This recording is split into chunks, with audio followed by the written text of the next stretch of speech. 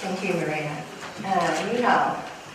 I'm very honoured to be here in Hangzhou at the Congress. I think it's a really important time for us to discuss culture as a key to sustainable development. And I'd really like to thank the Hangzhou municipal government and also UNESCO for the time and coordination and putting together the Congress and for us all to be here today. Personally, I'm especially honoured to be here in China, as this is the birthplace of my grandfather, Ming Huang. Today I come here from Australia, where I live, via the United Kingdom, where I was born, via South Africa, where my father was born, and where my father's father, my grandfather, settled after his birthplace here in Guangdong. So I'm very comfortable in an international forum, and it's a pleasure to be sharing this along with my international colleagues today. And I hope that we have a productive and fruitful discussion. After working in the field and working in strategic policy in the area for over 20 years, I'd like to start with sharing with what I consider as the top 6 critical success factors for win-win partnerships in sustainable development.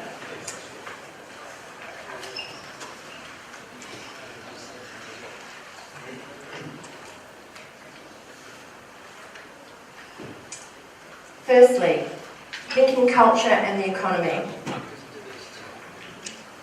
This is my first key message.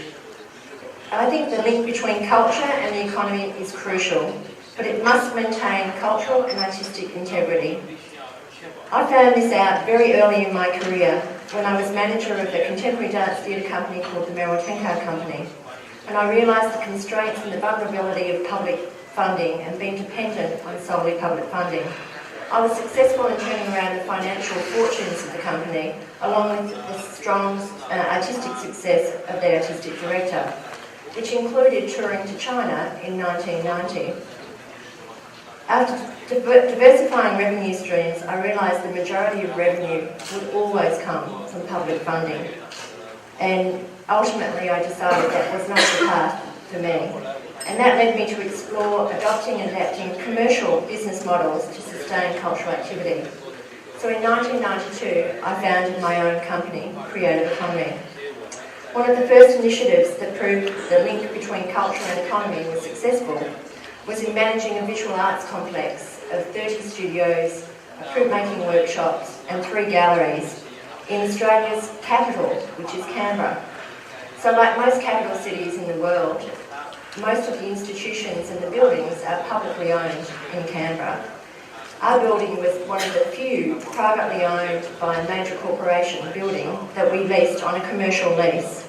But the purpose of the organisation was to provide affordable rents to artists and visual arts organisations and galleries so that they could practice. At the time I took over, we had a small operating grant from government.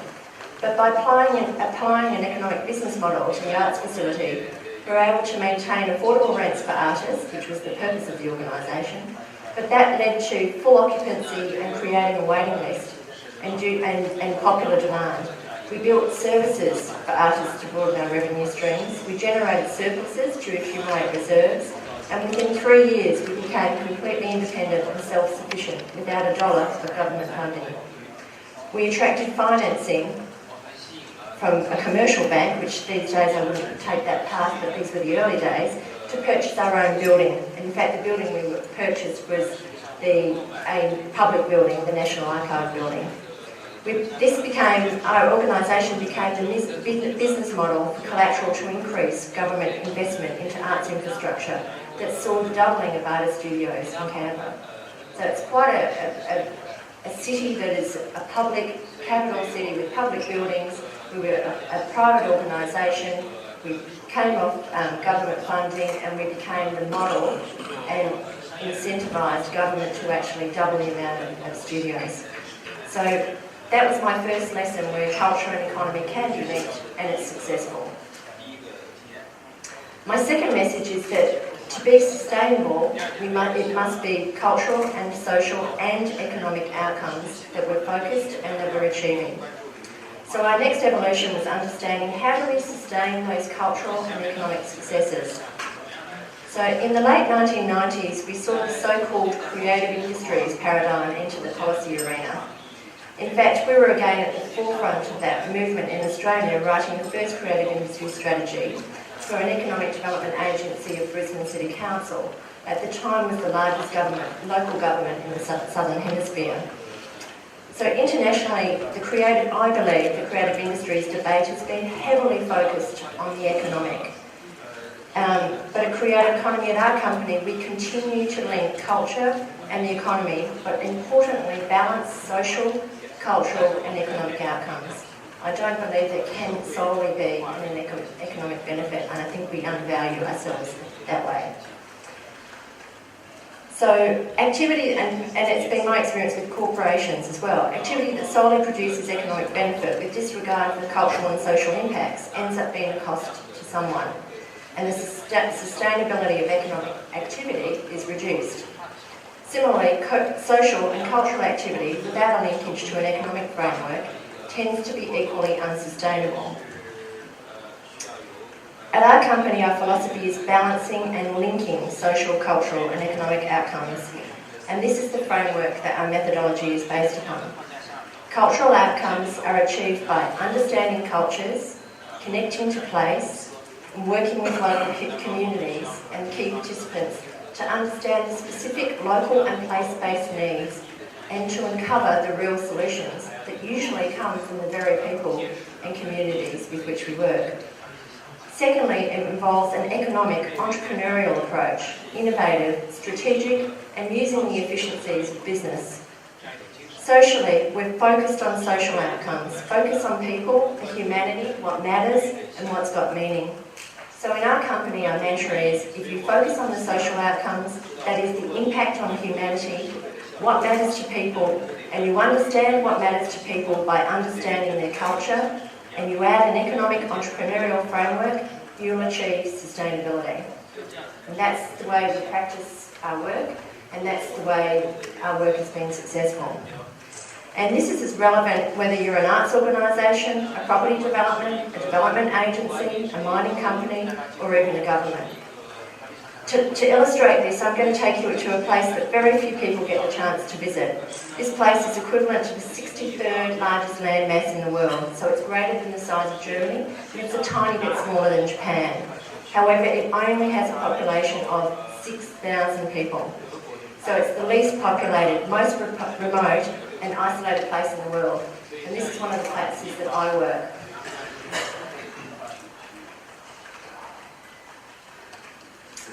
It's Nananjira Pitnjara Yankanjara, so I apologise to the interpreters. We'll call it NPY lands for ease. That's in an Aboriginal language.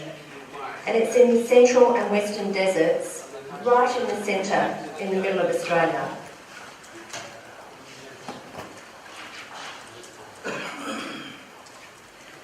So there's a main organisation, the NPY Women's Council, that was established in the 1970s when the land rights movement was born in Australia and they were claiming land. But the women weren't getting a say. Government was only talking to the men and the women weren't having a say, so they formed their own council. And from that, they've also born a whole range of services that they provide, including domestic violence services, childcare, aged care respite, and they also have a social enterprise, and it's called Jumpy Desert Weavers. So the baskets started from the quoit, the head quoit, and then they started making baskets. And they got bigger, they started making sculptures, they got even bigger, and they made a big basket that went to Germany for the Hanover Expo in 2000. Then in 2002, they went to Manchester for the Commonwealth Games with an even big goina that they weave by hand. Jampi actually means dry grass. Well, it means grass because in the desert everything's pretty dry, so Jampi means grass. And then they won, in 2005, they made a Jampi Toyota, a grass Toyota, and it won the biggest art prize in Australia. So they think big. They might be a very small population. It's about 25 communities, 6,000 people total, so it's very small communities. very remote, but they think big. So what did we do with this? It involves 400 women working across 25 communities.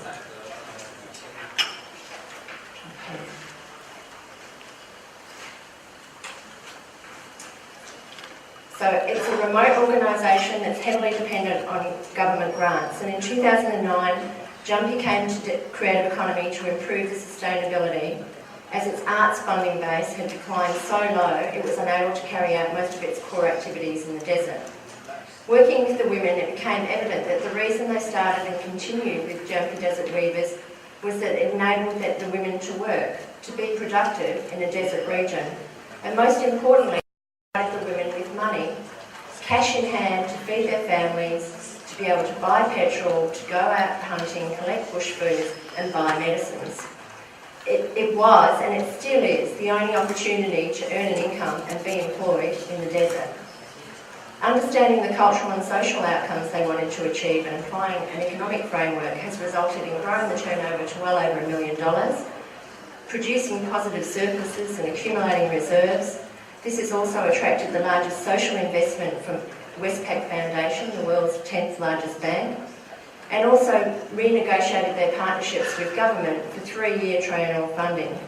They've also won the accolades and awards for their governance, strategic planning and their social enterprise. And most importantly, Jumpy continues to give women, young women, the capacity to earn income in the desert, for their families to participate, and to participate in the mainstream economy, in the boardroom and the galleries of our biggest cities, not only in Australia but around the world. But the importance in that story for me and the work that we did is where the organisation had been run by very hard-working arts workers, and it was very arts-focused and dependent on grants. That wasn't really the real purpose of why the women were doing what they were doing. They were doing it to be able to work together, be productive, and also earn money in the hand. And the weaving was the medium in which they were able to do that. And they're still very proud of their weaving and doing still getting commissioned by major public galleries. The third point that I think is really important is that we can't be sustainable without public-private partnerships. By nature of limited funds and ever-decreasing budget allocations, support by arts and cultural ministries can only generate a fraction of all cultural activity, and it always has done that. A natural tendency is for the public sector agencies to partner with other public sector agencies. For example, UNESCO programs work strongly with their regional offices, who in turn work with national public agencies for arts and culture. The opportunities, particularly for sustainability, generally rest outside these public sector partnerships. Public-private partnerships become essential in achieving a combination of cultural, social and economic outcomes. In terms of big business, we are seeing increased acknowledgement of the importance of social and cultural benefits to sustain their economic output. This trend has increased development of corporate social responsibility and corporate social investment programs. In my company, Australia, large mining and resource companies make social investments. And the reason they make social investments is because they need a licence to operate. So this acknowledges that communities have the power to exercise and object to protest the approval process of their developments and commercial activities, and to protest to the regulator to stop and delay their commercial operations. So achieving cultural and social benefits by understanding local cultures through community engagement programs and making social investments are increasingly important to private corporations. Maintaining a licence to operate and generating their economic returns is their focus. And doing that by having their licence to operate with attention to cultural and social outcomes is of benefit, and we're seeing increased value in that. My experience of this comes from producing the first independent review of the North West Shelf Ventures Corporate Social Investment Program. That's a $27 billion oil and gas resource development, and the largest of the time in Australia. It was evident that public and private partnerships are just as important for the economic sustainability of major commercial activity as they are to sustainable development to developing communities. And I think that's really important. It's a two-way partnership both ways. To produce sustainable impacts, public-private partnerships have to be more than private dollars replacing public dollars. All parties need to be invested in achieving the impact. And I think that's been really interesting and evident from the projects, particularly that we've heard of by the Khan Foundation, that all parties in the public-private partnership are invested in making the impact and making a difference. The other essential platform of win-win partnerships, I believe, is building capacity. Usually for cultural organisations, this involves increasing their capacity to operate independently in the economy. To give another example, the Kimberley Aboriginal Law and Cultural Centre, known as CALAC, which is in the northwest of Western Australia, approached creative economy to assist with developing income and employment opportunities based on culture. Most of the revenue for the organisation comes from juvenile justice programs and philanthropy and social investment from corporations urged on by the coroner. Seems quite odd. The region has the highest youth suicide rates per capita in Australia and probably the world. So the Aboriginal lawmen and cultural bosses ask, why only after our young people are dying or going to jail does government recognise the value of our culture? So it's the coroner that's requesting government and philanthropic organisations to invest in the cultural men, taking younger men out to country after they've become involved in the juvenile justice system. And of course the lawmen and the cultural men can't understand why they don't do that before, which is why they're asking. Hard one to answer. Why the government spends, and it's not a lack of money in my country, why the government spends $20 billion every year on Indigenous affairs when there's no improvement in the outcomes for Aboriginal people. They have half the life expectancy of other Australians, more disease, more suicide, less education, usually only to a primary school level, and 4 times the unemployment of the rest of the population. The CALAC Cultural Economy Framework identified economic opportunities based on their existing cultural activities, and that included 771 employment roles. That makes a difference. In a region where 17% of the Aboriginal has Aboriginal unemployment, this reduces the unemployment rate by 25%. So the CALAC Cultural Economy Framework requires a renegotiation of their public-private partnerships based on being engaged for a fee-for-service contract to deliver improved outcomes of their own community, because they know their issues and they know their problems, and this mapped out the way that they could do that. So there's a need to reinstate the value of culture up front and enable people to build their own capacity. Another key element is creating shared value. What are we doing if we're not creating value? The global financial crisis has hopefully busted the theory of go for growth.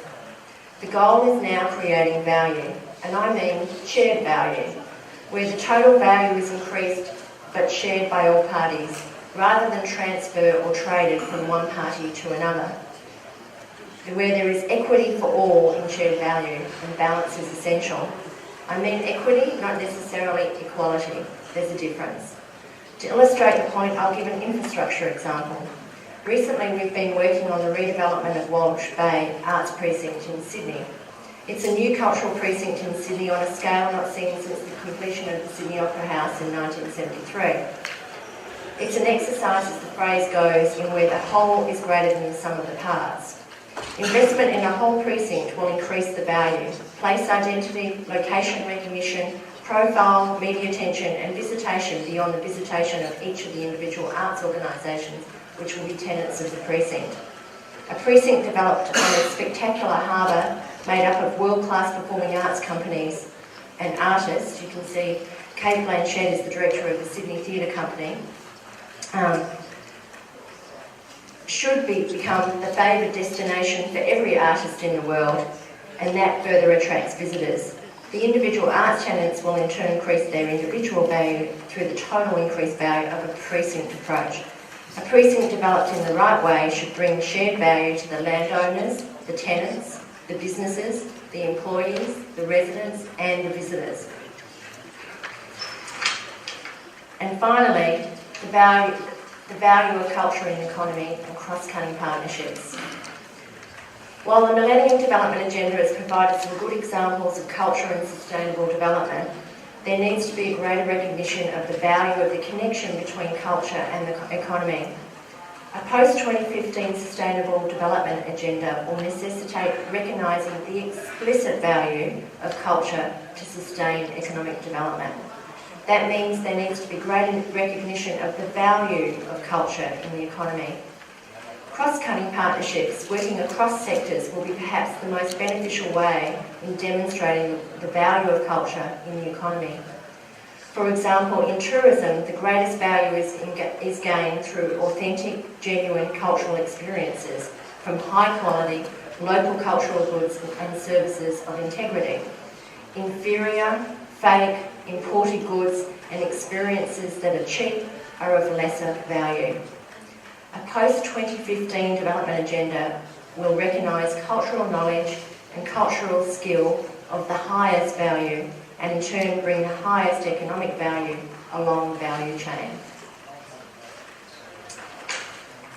They're the 6 key success factors through my experience that need to be the essential ingredients and outcomes from the work that we do in sustaining cultural, social and economic outcomes and achieving sustainable development. I'd like to share, there's many different partnerships, that's just my experience in working mainly in Australia but also in the Pacific. But we have a variety of colleagues here who are going to explain different aspects of partnerships. So I'd like to invite Anna to join us from the UK. Anna is the chairman of the Venice in Peril Fund, which was asking some questions, but most importantly she's the founding editor of the Arts newspaper. And she's also the honorary fellow of the Sotheby's Institute.